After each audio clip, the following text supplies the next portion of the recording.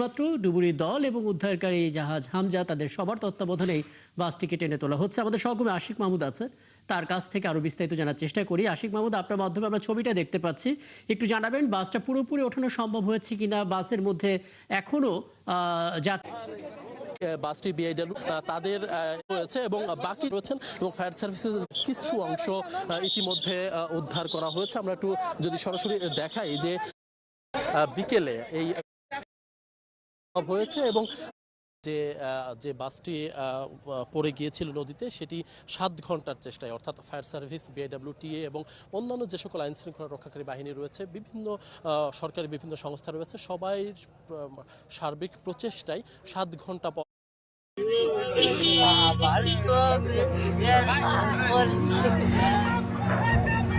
পদ্মা পাড়ি দিতে ফেরিতে ওঠার অপেক্ষায় ছিল ঢাকাগামী সৌহার্দ্য পরিবহন, কিন্তু পন্টুন থেকে ফেরির ধাক্কায় নদীতে পড়ে যায় যাত্রীবাহী বাসটি। সঙ্গে সঙ্গে চোখের সামনে পানিতে তলিয়ে যায় বাসটি।